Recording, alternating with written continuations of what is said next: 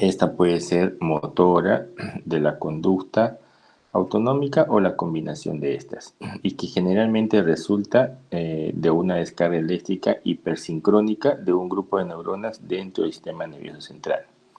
Es una definición sencilla y fácil de aprender. Ahora, ¿qué vienen a ser las crisis neonatales? Las crisis neonatales vienen a ser crisis convulsivas que aparecen en el periodo de tiempo comprendido entre el nacimiento y las 44 semanas de edad concepcional, y que constituyen la expresión clínica por excelencia de la disfunción del sistema nervioso central de ese paciente, del niño.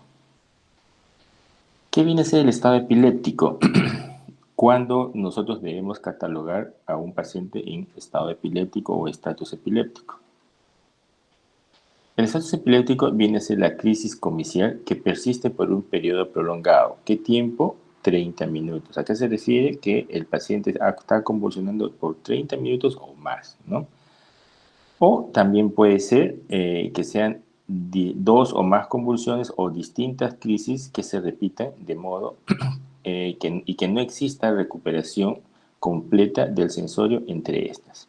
Entonces, por definición, estados epilépticos es aquella convulsión que dura 30 minutos o más, o que en su defecto pueden ser dos o más convulsiones de tiempos distintos, pero que eh, no haya habido una adecuada recuperación del sensorio entre estas convulsiones.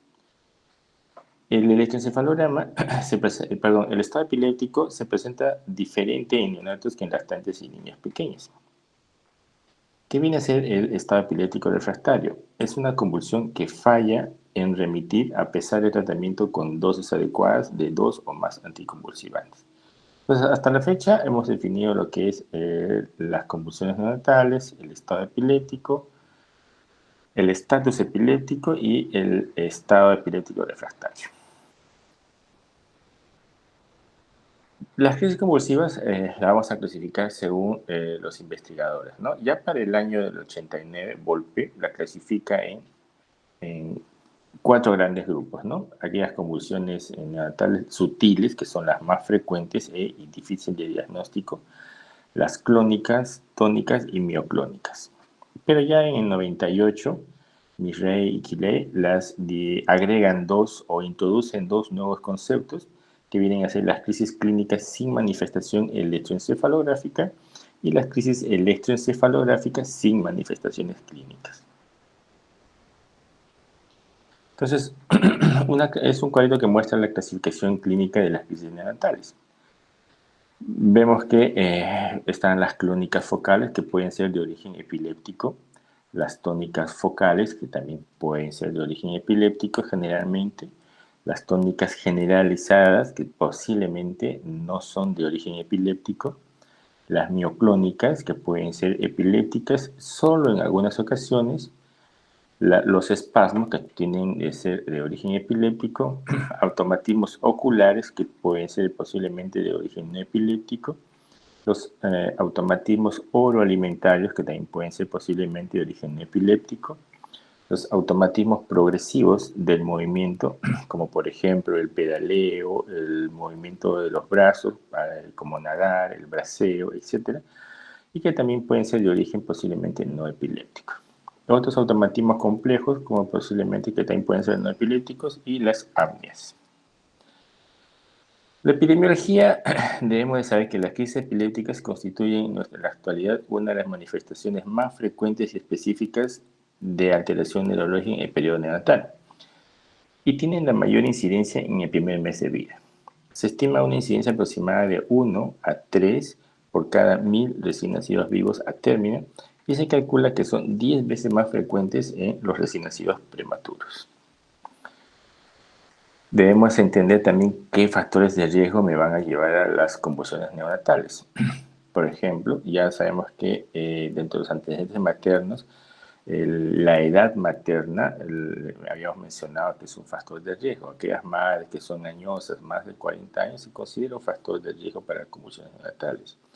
La nuliparidad o la preexistencia de enfermedades previas como la diabetes mellitus. Eso en cuanto a factores de riesgo maternos. Factores de riesgo durante el parto o intraparto, que está el sufrimiento fetal agudo, desprendimiento de placenta, prolapso de cordón o el segundo tiempo de trabajo de parto prolongado.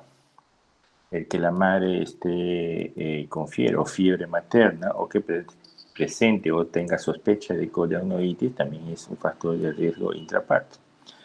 En el infante, en el recién nacido, mejor dicho, el factor de riesgo viene a ser la edad gestacional o aquellos pacientes que tengan edad gestacional baja o que sean pretérminas. El bajo peso al nacer también es un factor de riesgo, o aquellos bebés que tienen más de 42 semanas de gestación y que se consideran post-términos. El sexo también está considerado, el sexo masculino, como un factor de riesgo para las convulsiones neonatales. En cuanto a la etiopatogenia, debemos saber que la etiología de las convulsiones es muy heterogénea, ¿no? Y en este periodo de la vida, solo un 3 a 5% de las crisis tienen un origen idiopático. O sea, como ve, existe una causa porque el porcentaje de idiopatía en estas convulsiones es muy bajo. Por lo tanto, la necesidad de establecer la etiología de las convulsiones se debe, en primer lugar, a que en muchas condiciones nos permite establecer un tratamiento específico y, en segundo lugar, es esencial para establecer el significado y el pronóstico del paciente. Es por ello que debemos tener o saber cuál es la etiología de esas convulsiones. En cuanto a la etiopatogenia, a la cabeza está la encefalopatía hipóxico-isquémica. ¿A qué se refiere? O quienes hacen encefalopatía hipóxico-isquémica, todos aquellos bebés que presentan Apgar bajo al nacer, ¿no? O que tienen depresión cardiorrespiratoria severa al nacer. Por lo tanto, aquí lo que va a haber es por defecto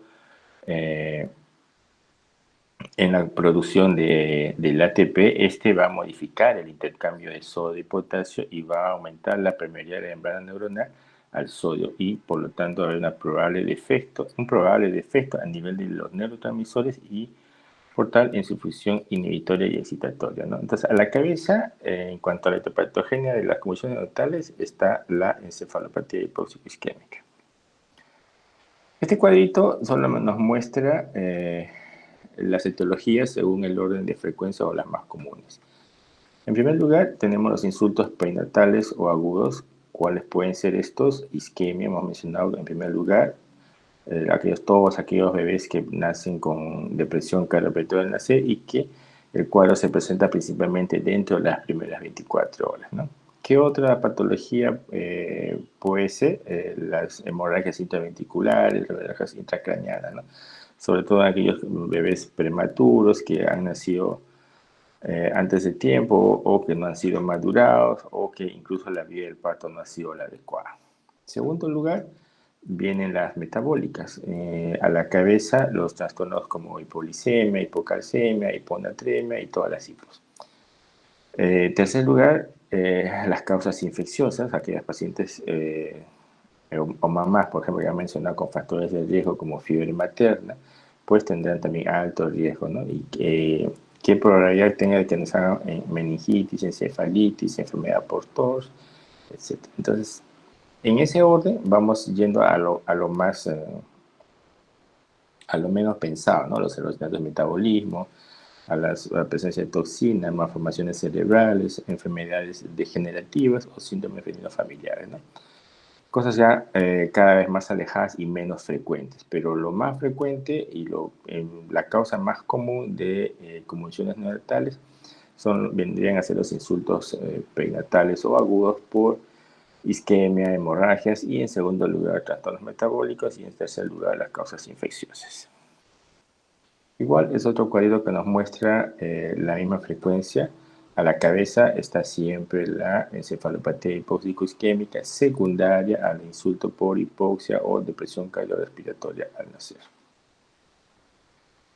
Seguido de las hemorragias intracraneales o intraventriculares y causas infecciosas. Acá lo pone el trastorno metabólico como hipoglicemia muy por debajo, ¿no? Pero acuérdense que es un estudio, un trabajo de otro sitio, no es de Perulandia. Así que en nuestro medio Los trastornos, incluso los trastornos metabólicos, están un poco más arriba.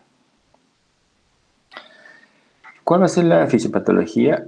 Los mecanismos fisiopatológicos aún en los neonatos aún no son bien conocidos. La expresión de los receptores para las funciones excitatorias e inhibitorias de los neurotransmisores es edad dependiente. Con esto quiere decir que va a ser muy frecuente en los bebés, pero no va a haber una buena respuesta, ¿no? Puede tardar a aparecer hasta 3 a 4 semanas post nacimiento. Normalmente la despolarización se produce por la rápida migración de sodio extracelular al interior de la neurona y la repolarización por el reingreso de potasio a la misma. La excesiva despolarización puede tener distintas causas. Existen mecanismos de las convulsiones neonatales según la etiología. Por ejemplo, cuando hablamos de mecanismo de falla en el mecanismo de la bomba de sodio de potasio por disminución de la bomba de ATP, ¿en qué patología ocurre esto? Sobre todo en los pacientes que han tenido hipoxia al nacer. Hemos ya hablado de insulto hipóxico o depresión cardiorrespiratoria al nacer, isquemia e hipoglicemia, ¿no? Entonces, en esta etiología, generalmente el mecanismo fisiopatológico es la falla del mecanismo de la bomba de potasio por disminución del ATP. Otro mecanismo es el exceso de los neurotransmisores excitatorios. Igual, ¿esto en qué patología ocurre? En aquellos pacientes que han tenido igual hipoxia, isquemia o que han cursado con hipoglicemia. Otro mecanismo para las convulsiones neonatales viene a ser el defecto de los neurotransmisores inhibitorios en relación con el exceso de los neurotransmisores excitatorios. ¿En qué pacientes ocurre esto? En aquellos pacientes que tienen deficiencia de piridoxina y que son piridoxina dependientes. Otro mecanismo es la alteración de la membrana con aumento de la permeabilidad al sodio. ¿Y en qué pacientes ocurre esto? En aquellos pacientes que cursan con trastornos metabólicos como hipocalcemia e hipomagnesemia. Como había mencionado... Gladys Flores o Gladys Flores. Un ratito.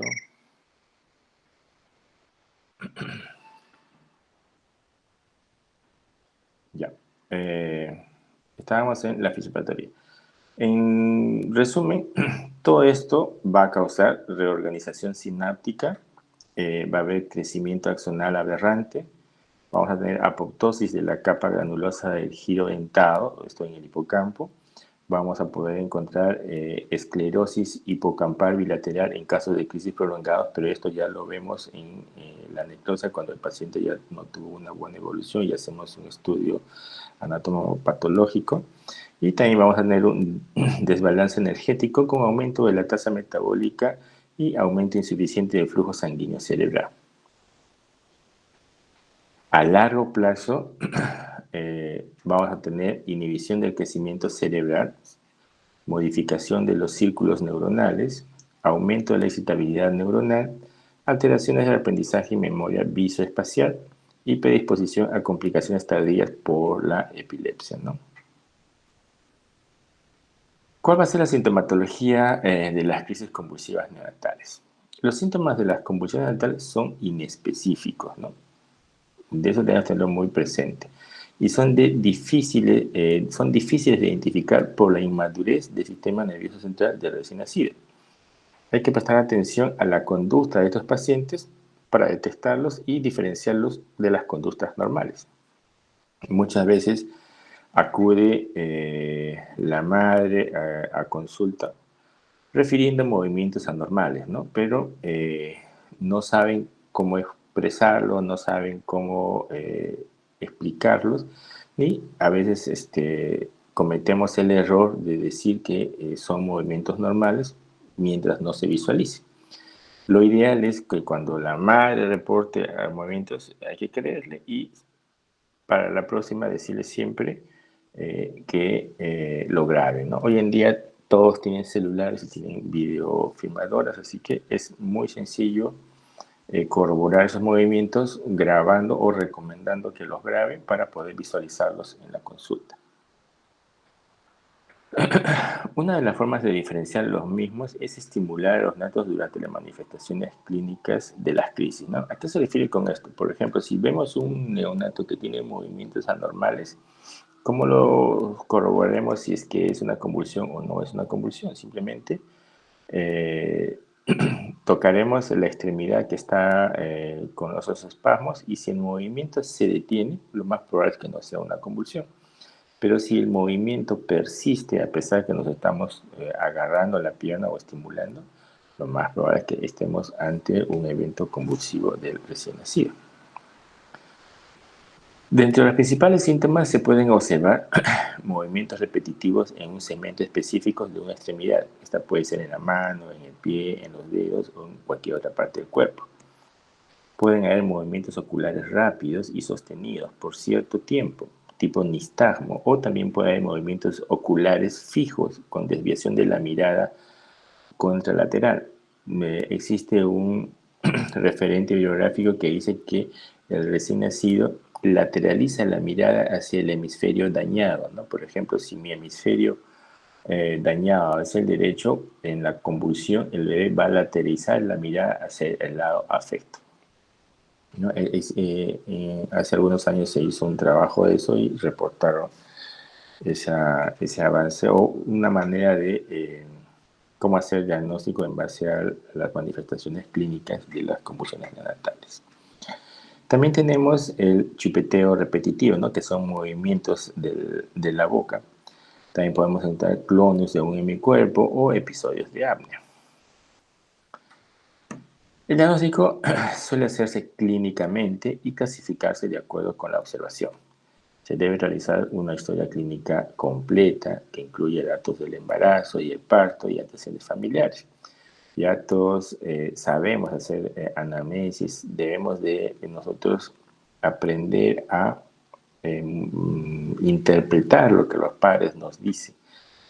Y nosotros en base a eso indagar más en el tiempo, ¿no? O sea, muchas veces los padres dicen, hace 2 días estaba mal, hace 2 días estaba sanita y empezó convulsionada, digamos, ayer, ¿no? Pero a veces el tiempo de enfermedad puede ser mayor, inclusive es trabajo nuestro ampliar bien la anamnesis e indagar en los antecedentes y todas esas cosas, ¿no?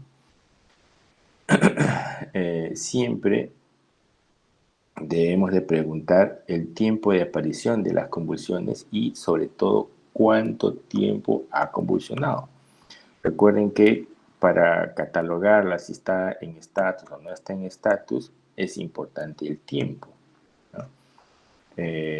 Por ejemplo, ¿no? La mamá dice, empezó a convulsionar cuando salí de mi casa, pero señora, usted vive en La Yará, ¿cuánto tiempo hay de La Yará hasta que llegue al hospital y sigue convulsionando, ¿no? Entonces, supongo que más de media hora. Entonces, debemos de preguntar siempre cuántas convulsiones, cuánto tiempo ha convulsionado, o si es que entre convulsión y convulsión despertó, no despertó, lloró, no lloró, le dio de lactar, porque para un bebé, cuando está post a un episodio convulsivo, siempre hay un estado posictal, ¿no? Se duermen por un tiempo y luego de eso reaccionan y vuelven a tener, a llorar, a lactar, etc. Y a eso se le llama recuperación del sensorio. Pero existen episodios en los que no va a haber recuperación del sensorio, ¿no? O sea, convulsiona, tiene su periodo posictal, vuelve a convulsionar y está en periodo posictal sin recuperación del sensorio. A que me refiero a que no despertó completamente entre convulsión y convulsión. Entonces, eso debemos nosotros de indagar, preguntar en el caso de cuando nosotros estamos haciendo nuestra anamnesis. Posteriormente haremos un examen físico completo, ¿no? Desde la cabeza hasta los pies, buscando presencia de algún episodio de convulsión, porque como les había mencionado hace un rato, las convulsiones, sobre todo en los recién nacidos, son sutiles, de difícil diagnóstico, ¿no? A veces creemos que el movimiento que está presentando lo damos como normal, pero realmente no es normal. Entonces debemos de examinar completamente al paciente y lo ideal es que esté sin ropa, ¿no? Solo con su pañalito, para poder ver si es que hay movimientos de una extremidad o puede haber hasta convulsiones con solamente movimiento de un solo dedo o de la lengua inclusive, ¿no? Entonces por eso debemos hacer un examen físico completo desde la cabeza hasta los pies. Posteriormente, de manera rápida, haremos exámenes de laboratorio. Si tuviéramos a la mano un electroencefalograma, lo conectamos a un electroencefalograma y pediremos neuroimágenes si es que fuera necesario. El diagnóstico o un diagnóstico basado solo en la clínica, en este caso, a pesar que somos clínicos 100%, no identificaría todas las convulsiones. Es necesario siempre la realización de un estudio encefalográfico para confirmar la semiología y detectar los eventos electrográficos, sobre todo aquellos que no tienen correlación clínica, ¿no? Se deben tomar muestras para detección de infecciones sistémicas, trastornos metabólicos, electrolitos, acidosis y, si es necesario, exámenes complementarios de imagenología. Todo ello a la par, a medida estamos haciendo nuestro examen físico, haciendo nuestros pedidos de laboratorio, como base para ver cómo está ingresando nuestro paciente y a medida que nosotros estamos tratando, los resultados van llegando. Y también debemos hacer diagnóstico diferencial, jóvenes. Las convulsiones deben ser diferenciadas de conductas normales del neonato. Acuérdense que un neonato tiene reflejos primitivos que muchas veces son confundidos con convulsiones. Y que los reflejos vienen a ser conductas normales, ¿no? Tanto en los pacientes a término como los pretérminos, y también de los fenómenos motores o conductores anormales, pero que no son convulsiones. Acá les voy a pasar un video, ojalá que se vea, de un recién nacido que presenta convulsiones, ¿no? Como vemos, son movimientos solamente de una extremidad, de la extremidad inferior izquierda. Si el bebé estuviera con ropa, estuviera vestido, no se podría visualizar bien, ¿no? Pero como lo tenemos así, desnudo, sin ropita, podemos visualizar. Y estos movimientos pueden presentarse en un solo dedo, en la lengua, incluso pueden presentar a nivel solo muscular, una fasciculación, el párpado, etcétera. Y va recibiendo la medicación y ya las convulsiones van remitiendo, ¿no?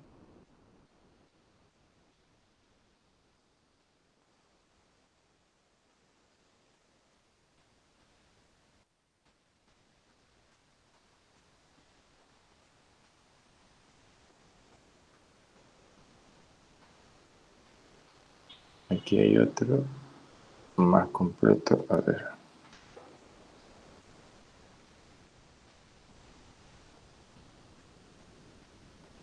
Aquí lo que vemos son los sutiles. Vemos que el bebé hace movimientos de chuponeo. A ver si se fijan. Son movimientos repetitivos, ¿no?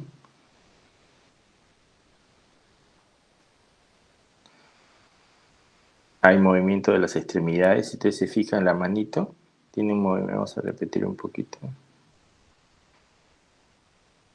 Movimientos de las manos. Fíjense en la manito. Bueno, ese pasó. Acá vemos otro bebé que tiene las extremidades con el tono muscular aumentado. Fíjense en las fases del bebé. Tiene lateralización de la mirada hacia el lado izquierdo, la mirada fija. Igual, ¿no? Fíjense en la mirada de los ojitos. El bebé está convulsionando, por si acaso. No pareciera, pero el bebé está convulsionando. Tiene la lateralización de la mirada. Aquí tenemos otro baby en plena crisis convulsiva, tanto de la extremidad inferior izquierda, y vienen a ser convulsiones clónicas, ¿no? Y tanto de la extremidad superior también.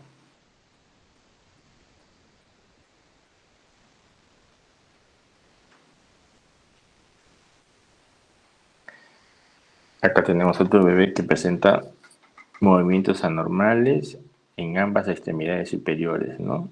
Son de tipo tónico-clónica.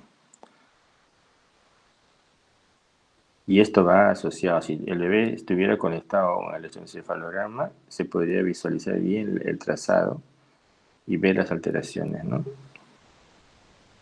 Y si nosotros viéramos el monitor, todo se altera, la frecuencia cardíaca, la saturación, todo está alterado en plena crisis convulsiva.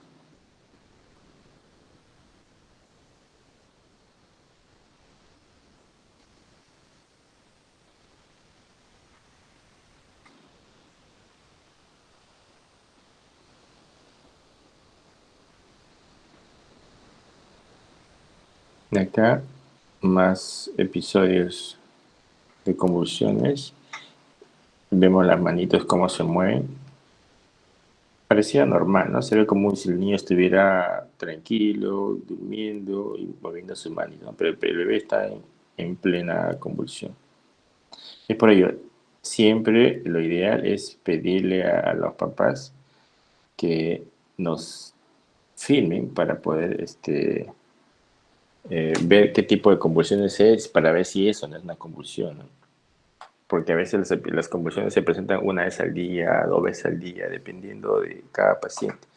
Y cuando viene a consulta, sea por emergencia o por consulta externa, refieren, ¿no? Movimientos anormales, pero y cuando está en la consulta, pues se ve bien, no hay nada, pero ¿qué hacemos? ¿Le creemos o no le creemos? Entonces, lo ideal es siempre creerle, ¿no? Y uno, dejarlo en observación, dos, o pedirle a la madre que cuando presente estos episodios, lo filme para, y acuda a emergencia para poder corroborar si estamos ante un episodio convulsivo. ¿Y en qué se va a basar el tratamiento y los cuidados de este tipo de pacientes? Las convulsiones neonatales requieren tratamiento urgente, ¿no? Para prevenir la lesión cerebral. La medicación anticonvulsivante debe iniciarse solo después de haber establecido una adecuada ventilación y perfusión. Acuérdense que ya estaba mencionando hace un rato que cuando estamos en plena crisis hay alteración de todo, ¿no? El paciente puede saturar, el paciente incluso puede hasta aspirar durante el episodio de las convulsiones. Por lo tanto, hay que establecer una adecuada ventilación primero. Tenemos que tener a nuestro paciente cuando esté en convulsión o en plena crisis. Debemos posicionarlo, permeabilizar vía aérea, garantizar que esté recibiendo o ventilando adecuadamente, y si requiere soporte ventilatorio, sea con BPP o oxígeno a flujo, le administramos oxígeno a flujo libre, ¿no? Y también debemos de medir de manera inmediata la concentración de glucosa para descartar que sea el origen un trastorno metabólico. El tratamiento debe orientarse a, como decía, asegurar una adecuada ventilación y perfusión. Dos, corregir las alteraciones metabólicas de manera rápida, puesto que son una de las causas más frecuentes, como había mencionado en nuestro cuadro anterior. Y después, como en tercer lugar, está iniciar la terapia anticonvulsivante. Entonces, esos son nuestros objetivos en cuanto al tratamiento de las convulsiones neonatales. Es muy importante determinar si existe una causa corregible para decidir oportunamente si es necesario iniciar la terapia de fármacos antiepilépticos. O si solo con manejar el tratamiento de base el cuadro puede mejorar, ¿no? ¿A qué se refiere esto? Como había mencionado anteriormente, que puede estar cursando simplemente con una hipoglicemia y que la hipoglicemia sea el origen de las convulsiones y que con administrar simplemente glucosa van a remitir las convulsiones, ¿no? Antes de iniciar los fármacos antiepilépticos. Si estuviéramos ante un cuadro, un trastorno metabólico, pues tendremos que corregirlo, ¿no? Ya todos sabemos cómo se corrige la hipoglicemia. Pero lo vamos a repetir. La hipoglicemia, si estamos ante un cuadro, pues tendremos que darle de 0,2 gramos por kilogramo de glucosa o el equivalente a 2 mililitros por cada kilogramo de peso de solución de glucosa al 10%. En bolo, o sea, quiere decir que eso lo vamos a transfundir o pasar en bolo de aproximadamente entre 10 a 20 minutos y seguido de una perfusión de 6 a 8 miligramos por kilogramo minuto. Si estuviéramos ante un paciente que esté con hipocalcemia, pues la solución es administrar el gluconato de calcio al 10% de 1 a 2 mililitros por kilogramo de peso. Esto debe ser monitoreado cuando se administra gluconato de calcio. En primer lugar, debe ser monitoreado siempre porque tiende a producir bradicardia, y además es una solución que debe de vigilarse, puesto que tiende a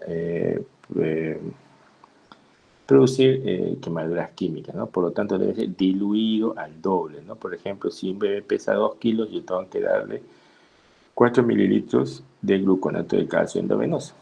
Pues lo tengo que diluir esos 4 mililitros en 4 mililitros de suelo fisiológico para poder administrarlo. Tengo que diluirlo porque si lo paso así, tengo alto riesgo de producir una quemadura química. Por eso dice vigilar bien el sitio de infusión.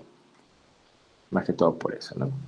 De ahí vienen los otros trastornos como magnesemia, hiponatremia, déficit de piroxina o ácido folínico, déficit de biotina, ¿no? Pero lo más común es hipoglicemia, hipocalcemia, y debemos de saber todos cómo administrarlo. El tratamiento de las crisis convulsivas en el periodo natal sigue siendo empírico hasta el momento por la escasez de ensayos clínicos que hayan valorado la eficacia y seguridad de la medicación anticonvulsivante. Pero actualmente se han puesto en marcha estudios experimentales que han tratado de medir la eficacia de nuevos tratamientos anticomiциales para las convulsiones neonatales, los cuales han arrojado resultados prometedores en cuanto a la respuesta a la crisis, pero su seguridad a corto y largo siguen siendo un punto controversial. Podemos separar, debido a lo anterior dicho, podemos separar los fármacos anticonvulsivantes en dos grandes grupos, ¿no? Los fármacos clásicos y los nuevos fármacos anticonvulsivantes. Dentro de los fármacos clásicos tenemos el fenobarbital, que es muy conocido y el más usado. En segundo lugar tenemos la fenitoína, de ahí las benzodiazepinas y la lidocaína. Entre los nuevos fármacos tenemos el levetiracetam, la vigabatrina, la motrigina, topiramato y bumetadina. En neo siempre hemos usado, bueno, seguimos usando como primera línea el fenobarbital y nos va muy bien. De ahí pasamos posteriormente a el fenobarbital de uso endovenoso, sobre todo en los periodos de crisis y de carga. Y una vez controladas las convulsiones, podemos pasar, ir retirando progresivamente y pasar a una vía oral, ¿no? La continuación por vía oral puede irse a casa con fenitoína o con levetiracetam, según sea el caso. El fenobarbital, vamos a hablar un poco de ellos. En la práctica clínica sigue siendo considerado la droga de primera línea en el manejo de las convulsiones neonatales y ningún otro fármaco antiepiléptico ha demostrado ser superior al fenobarbital en la población neonatal. ¿Cómo se administra y cuál es la dosis? En estos casos damos una dosis de carga, ¿no? ¿De cuánto? De 15 a 20 miligramos por kilogramo, y con esta se logra el control generalmente de un 33 a 40% de la crisis de los neonatos. Y esta cifra aumenta hasta un 77% tras una segunda carga completa con un total de 40 miligramos por kilogramo. Luego se administrará una dosis de mantenimiento, que esta fluctúa entre 2 a 5 miligramos por kilogramo, y lo podemos dividir en dos dosis o en una sola dosis según sea el caso de nuestro paciente o según haya respondido al tratamiento. La fenitoína es el segundo medicamento de elección. Por lo general responde muy bien al fenobarbital, pero ha habido casos en los que hemos tenido que usar dos anticonvulsivantes, fenobarbital y fenitoína juntos, sobre todo aquellos pacientes que han tenido unas crisis convulsivas refractarias, ¿no? Como les decía, la fenitoína posee una eficacia similar al fenobarbital si se administra como primera opción, y como droga de segunda línea después del fenobarbital aumenta el control de la crisis de un 14 a un 16%. Lo hemos usado junto algunas veces, sobre todo en aquellos casos en que las crisis no remitían. La dosis de carga del fenobarbital es igual de la fenitoína es igual al fenobarbital, es de 20 miligramos por kilogramo de vía endovenosa, y la dosis de mantenimiento es de 5 miligramos por kilogramo día. Esta la podemos dividir en dos o 3 veces al día. La velocidad de infusión no debe superar el 1 miligramo por kilogramo minuto, por lo que se requiere una bomba de infusión para la administración. En realidad, en hematología, todos los medicamentos los pasamos a través de bomba de infusión, por si acaso. Benzodiazepinas se utilizan como droga de segunda o tercera línea en el manejo de las convulsiones neonatales. La dosis de carga midazolam que tiene el inicio de acción más rápido es de 0,05 a 0,15 miligramos por kilogramo endovenoso y se debe pasar en 10 minutos. La mantención se inicia con 0,15 miligramos por kilogramo hora y se puede ir incrementando en forma escalonada de 0,05 hasta llegar a 0,5 miligramos. En realidad las benzodiazepinas ya van subiendo a una tercera línea, ¿no? Cuando hablemos en el flujograma del tratamiento, vamos a observar que de inicio nunca usamos benzodiazepinas, ¿no? En neonatología empezamos siempre con fenobarbital, damos nuestra dosis de carga. Si es que en caso no haya habido buena respuesta, podemos usar una segunda dosis de carga y para que remitan las convulsiones. En caso de que no hayan remitido, podemos combinarla con fenitoína. Y si no tuviéramos una buena respuesta, pues recién pasamos a la tercera línea, que viene a ser la benzodiazepinas, para poder dar en dosis de infusión e incluso llegar a un coma barbitúrico, ¿no? Pero eso lo vamos a ver en el flujograma según cada paciente. Pero por lo general, siempre remiten en esta primera línea con fenobarbital y con una sola dosis de carga y luego dosis de mantenimiento que le dejamos en horario.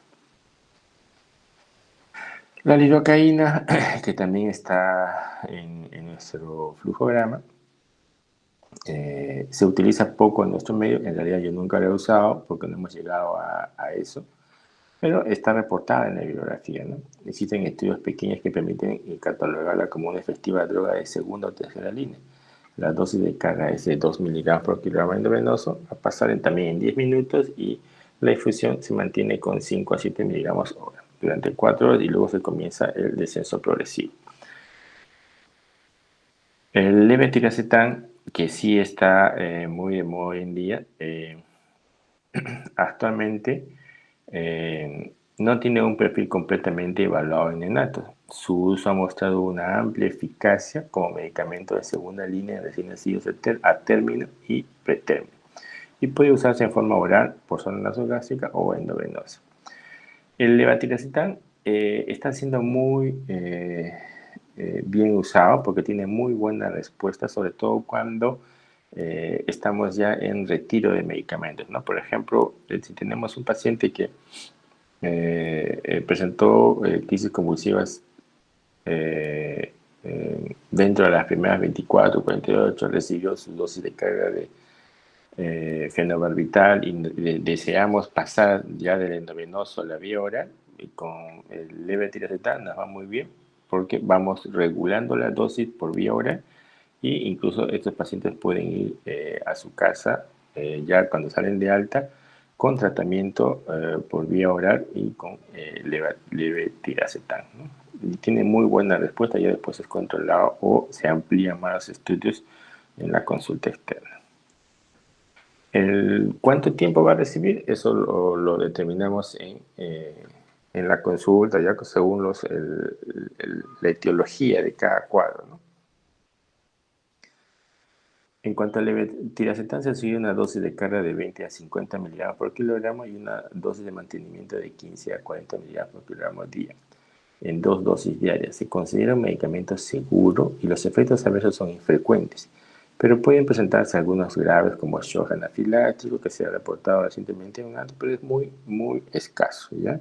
Pero siempre debemos tener presente que cualquier medicamento puede presentar una reacción alérgica o no esperada, ¿verdad? La vigabatrina también es un medicamento aprobado en los tratamientos de los espasmos infantiles en niños pequeños, siendo la primera elección en pacientes con esclerosis tuberosa. Sin embargo, hay falta de evidencia de calidad que permita respaldar su uso en la población neonatal, pero está reportada en la bibliografía. Existe un reporte de 2 casos en el que fue útil el uso de la vigabatrina en convulsiones neonatales refractarias, ¿no? En 2 dosis de 100 miligramos por kilogramo al día. Además, dado que uno de sus efectos adversos es la pérdida de la visión periférica y que además no es posible obtener un campo visual basal en neonatos, se sugiere por ello utilizar con cautela en esta población. Pero solamente será avanzar cuando tengamos un cuadro de convulsiones refractarias y tengamos que agregar nuevos anticonvulsivantes a nuestra terapia de primera línea. Otro de ellos también es la motrigina, que también no hay suficiente evidencia para el uso de la motrigina en la población neonatal. Existe un reporte de un caso refractario también, como el anterior, en que se logró el control de la crisis con dosis de 4,4 miligramos por kilogramo al día de la motrigina. Es importante conocer el riesgo de rash cutáneo de este fármaco, por lo que debe administrarse en forma escalonada, siendo una alternativa poco útil en el manejo agudo de las convulsiones. El topiramato, no hay evidencia de la dosis y la eficacia del topiramato en la población neonatal. Pequeños estudios han reportado cierta eficacia como droga de segunda línea en convulsiones neonatales, pero con muestras de 3 a 6 pacientes usando dosis progresivas que varían entre 3 a 10 miligramos por kilogramo al día. Una de las ventajas es que solo existe presentación por vía oral. La bumetadina es un medicamento que ha sido usado en neonatos por más de 30 años como diurético de asa. Se encuentra actualmente en estudio clínico como anticonvulsivante neonatal por el efecto que produce al inhibir la cotransportador sodio, potasio y cloro. Y esto ocurre sobre todo en la célula piramidal inmadura. Tiene los efectos adversos propios de cualquier diurético, ¿no? ¿Cuáles van a ser? Deshidratación, hipotensión, taquicardia, alteraciones hidroelectrolíticas.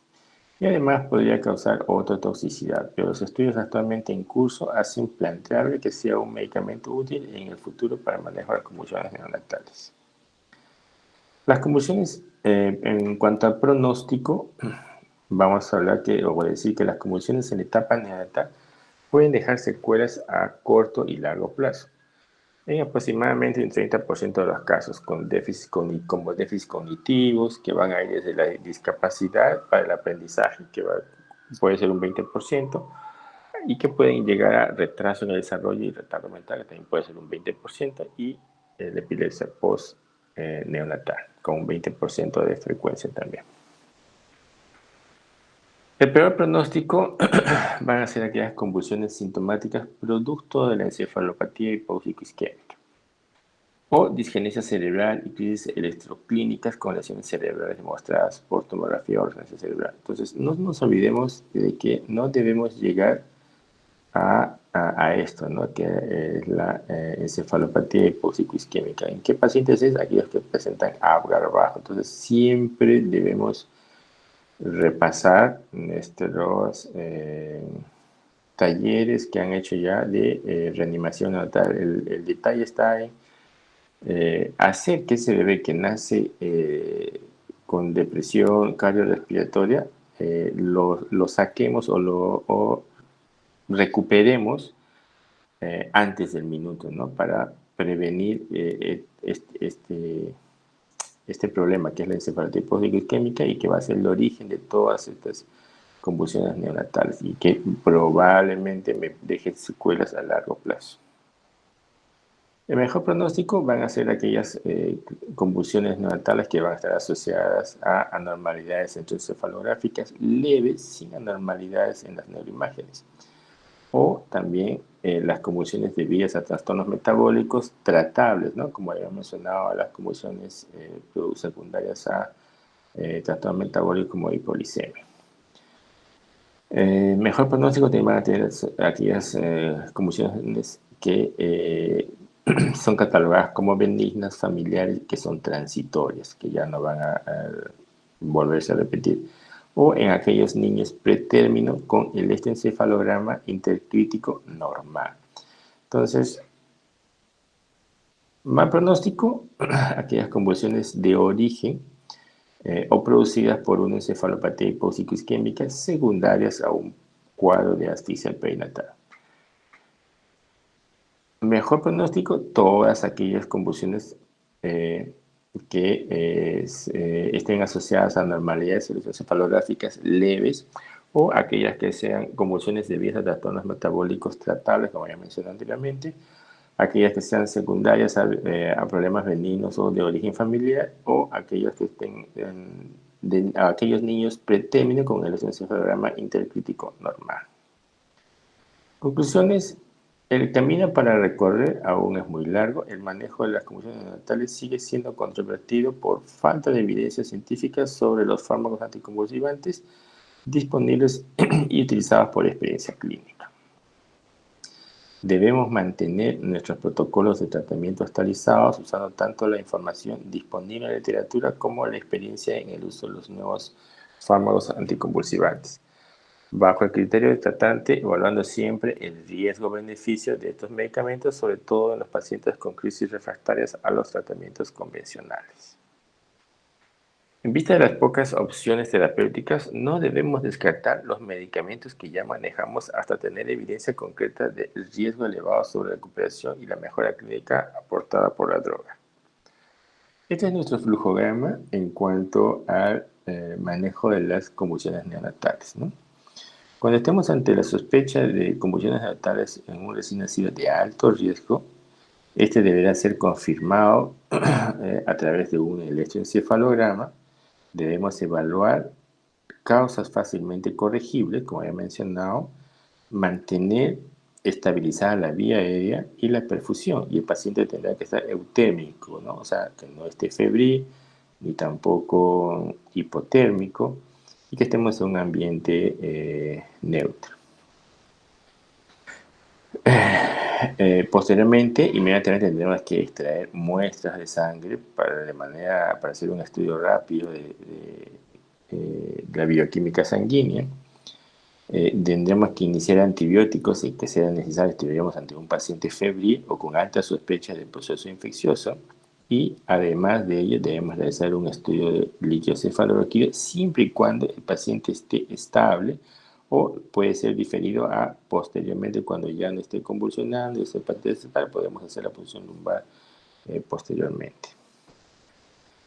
Debemos medir, hemos dicho, inmediatamente la glucosa, y en caso de que esté alterada, pues tendríamos que corregirla, ¿no? De manera inmediata antes de que tengamos que usar drogas anticonvulsivantes. Si se confirman las crisis convulsivas con el encefalograma y se han descartado causas rápidamente corregibles como hipoglicemia, pues tendremos que usar nuestro tratamiento de primera línea. ¿Cuál va nuestro tratamiento de primera línea? Iniciamos con fenobarbital a dosis de carga de 20 mg por kilogramo al día. Si el paciente sigue convulsionando después de haber administrado el primer bolo, podemos repetir un segundo bolo de fenobarbital, ¿no? Y si ya en el segundo episodio, en el segundo bolo ya cesaron las convulsiones, dejamos el tratamiento de mantenimiento que ya hemos dicho que era de 5 miligramos por kilogramo, y lo podemos dividir en 2 veces al día o en una sola dosis cada 24 horas.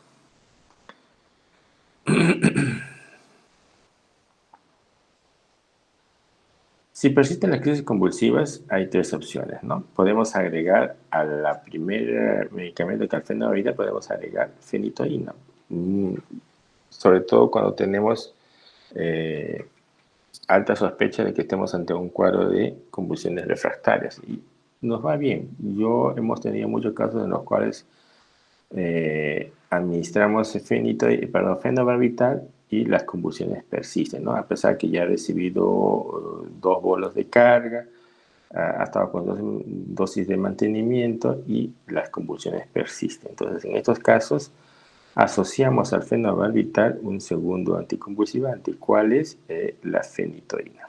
La dosis es igual que la anterior, damos dosis de impregnación o dosis de carga, como le llamamos, y posteriormente dejamos también una dosis de mantenimiento. Por lo general, ya cuando asociamos una dosis, un segundo fármaco anticonvulsivante, ya las convulsiones remiten, ¿no? Y podemos ir progresando ya posteriormente, pasado el día, cuando ya ha pasado más de 72 horas sin convulsiones, podemos ir retirando los anticonvulsivantes progresivamente y pasando de la vía parenteral a la vía enteral, iniciando tratamiento ya por vía oral. ¿Cuál podemos usar? Habíamos dicho el levetiracetam, que nos va muy bien, y vamos administrando el levetiracetam y vamos retirando progresivamente los otros anticonvulsivantes que estábamos por vía endovenosa, ¿no? Muy pocas veces hemos usado, bueno, en mi caso yo nunca hemos llegado a usar lidocaína, pero la bibliografía lo reporta y es bueno saberlo. Las benzodiazepinas sí hemos llegado a casos en los que hemos tenido que inducir al coma barbitúrico cuando ya las convulsiones no remiten, pues, ¿no? O sea, y hemos usado todas y siguen convulsionando, entonces la única opción es inducir el coma barbitúrico. ¿Y cómo lo hacemos? Administramos benzodiazepinas a infusión continua, ¿no? Según las dosis que nos recomiendan, a 0,15 miligramos por kilogramo y siempre y cuando sea en infusión también. Ya cuando las convulsiones han cesado, el paciente ya está estable, claro que esto ya con el pasar de los días, se tiene que ir retirando todos los anticonvulsivantes que hemos administrado. Nunca se retira bruscamente, ¿no? Siempre vamos retirando progresivamente, ¿no? Si estamos usando 2 anticonvulsivantes, pues tendremos que ir retirando progresivamente uno por uno y disminuyendo progresivamente la dosis, ¿no? Para luego ir pasando a la vía oral, como les había mencionado, y si el niño ya está en condiciones de que se vaya de alta, se irá, pero se irá con su medicación anticonvulsivante por vía oral y se determinará el tiempo que tenga que tomar la medicación, que por lo general es 6 meses por lo menos, ¿no? O un año, hasta que según sea evaluado por el neurólogo pediatra. Nada más conmigo, jóvenes, es un resumen sencillo y entendible de convulsiones neonatales. No está muy complicado. Mariela. Sí, doctor. Seguimos vivos. Listo. Sí, siguen vivos. Ya, Marielita, entonces, conmigo hasta aquí y coordinamos una